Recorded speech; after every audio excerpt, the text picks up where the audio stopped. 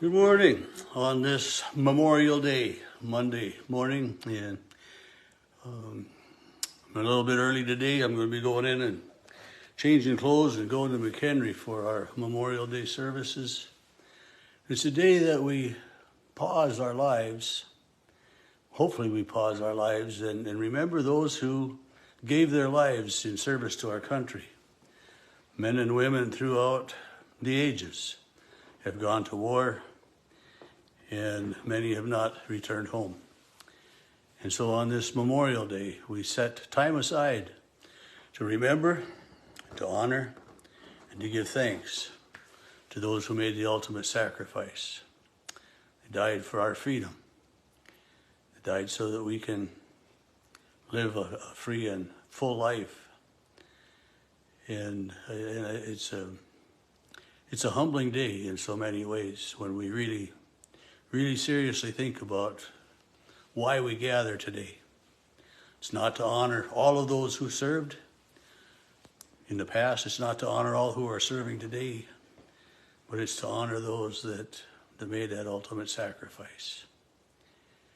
And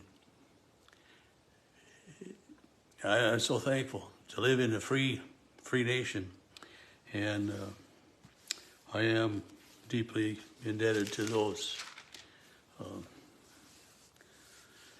Today we're going to look at the first kind of half of chapter 11 of the book of John, Gospel of John.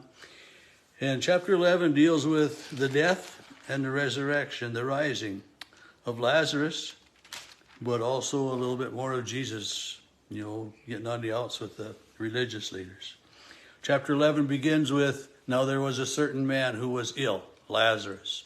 Lazarus, Mary, and Martha were friends of Jesus. He would stay at their house in Bethany when he was in Jerusalem, as Bethany was just outside of the city, a couple miles, not too far to go. But he would stay there. And John, in his gospel, tells us that Mary, Lazarus' brother, is the one who had anointed Jesus' feet with her hair.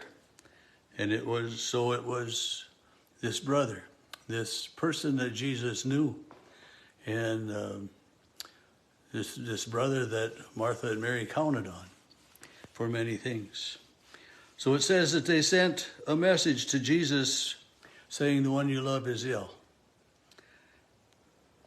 But John says when Jesus heard it, he says this illness doesn't lead to death, but it's for God's glory, so that the Son of God, so here it is. He says the Son of God may be glorified. No, it isn't the Son of Man, it is now Son of God that Jesus uses in this phrase, that the Son of God may be glorified. And it says, although he loved Martha and her sister and Lazarus, he stayed 2 days longer in the place he was.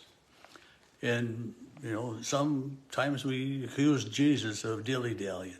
We wonder where God is. Why does it take so long, God? Why so long? And it's a reminder to us that the action of Jesus, the action of God, isn't something that we can hurry. It isn't, I mentioned yesterday morning in my service that, kind of quoting our daily bread, that, we can't rush the working of the Holy Spirit. God isn't going to act upon our whim. We can't snap our finger and God's going to do exactly what we want. God's timing is different. And so Jesus knew that Lazarus' illness was going to lead to him falling asleep, is what he told his disciples first. But then he said plainly, Lazarus is dead. And he's no life in him, no breath in him.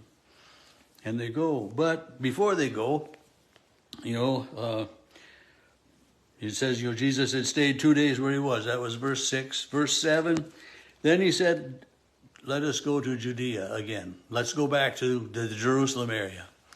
And his disciples remember that part of the reason that he left there last time was that the religious leaders were ready to stone him. They were gathering stones. They were ready to put him to death, and this was, a stoning wasn't just one or two rocks. It was until there was no breath left in the person. And they said, but teacher, they were just trying to stone you, and now you're going to go there again? And the statement that Jesus makes is one that, he says, those who walk during the day don't stumble because they see the light of the world. But those who walk at night stumble because the light's not in them. And it's a reminder for us that Jesus knew when his time was going to be. He knew that his time couldn't be rushed. He knew that at this point he was still safe, maybe to say, that the arrest wouldn't happen right now, that his death wasn't quite so imminent. I mean, it's not so awfully far away, but he knew that in going to raise Lazarus from the dead, to see Martha and Mary, that he would be safe. So he goes. And as I said, he first tells them, he's fallen asleep. And I say, well, if he's sleeping, that's a good sign. He'll wake up feeling better. But no, he tells them plainly, Lazarus is dead. And what hard words to hear, that someone you love is dead. Someone you love is no longer living. And it happens every day, every few minutes, maybe every second. Someone somewhere is hearing that word, your loved one is no longer living.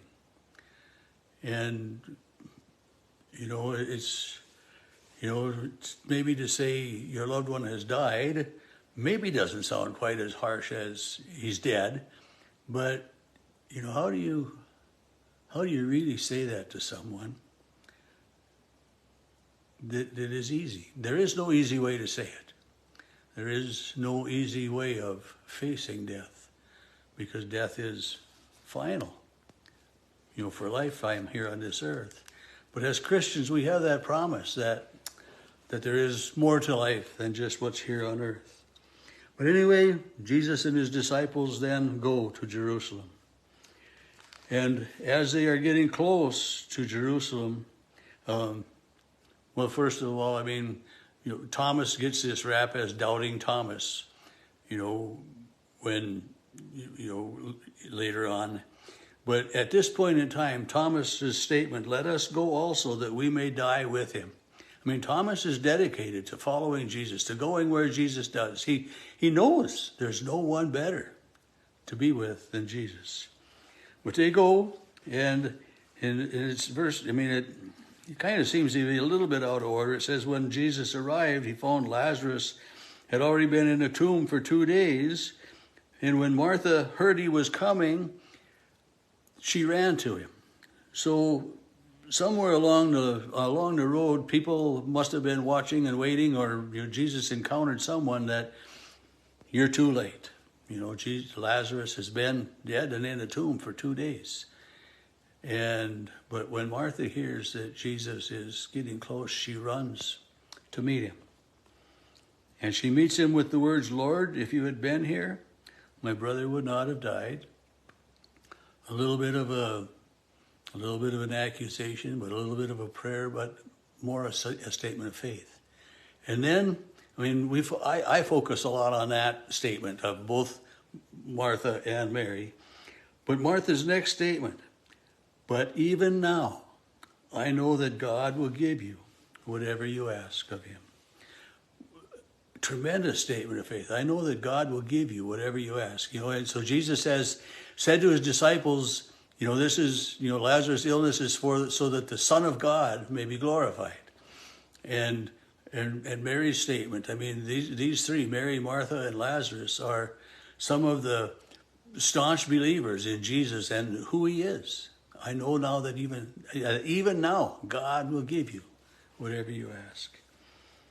And Jesus says to her, your brother will rise again. And she says, I know he'll rise again in the resurrection.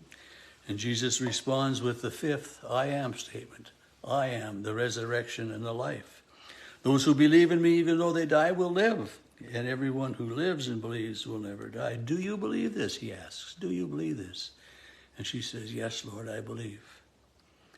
I believe that you are the Messiah, the Son of God, the one coming into the world. We get three powerful statements of faith from Martha here.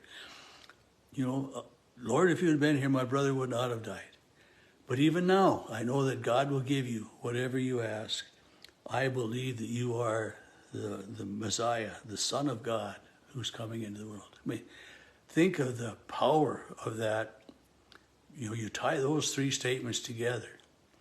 And this is what we profess, that we too believe that our loved ones, that mean that when Jesus is in the world and with the power of Jesus, anything can happen.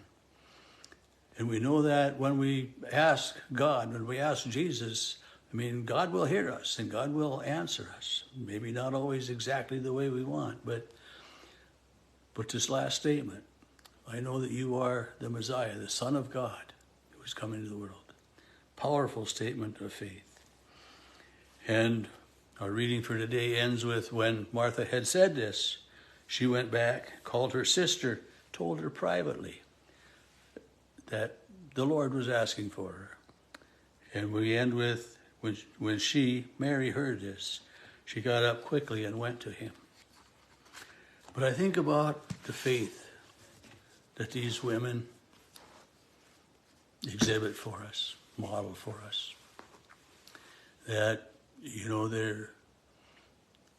they're so distraught. Their brother has died. But they know that their brother will live again. And we know a little bit more of this story. We know that Jesus raised Lazarus from the dead, but we also know that Lazarus died again at some point. But as Jesus said, I am the resurrection and the life. So I trust that Lazarus, Mary, Martha, all live in Jesus' care. And that's a really wonderful promise for this Memorial Day. That as we gather to remember, honor, and give thanks to those who gave their lives for us in war, we also remember that Jesus gave his life for us. But our Memorial Day isn't just about Jesus giving his life for us. It's about all of those who served our country and the world and gave their lives in service for others.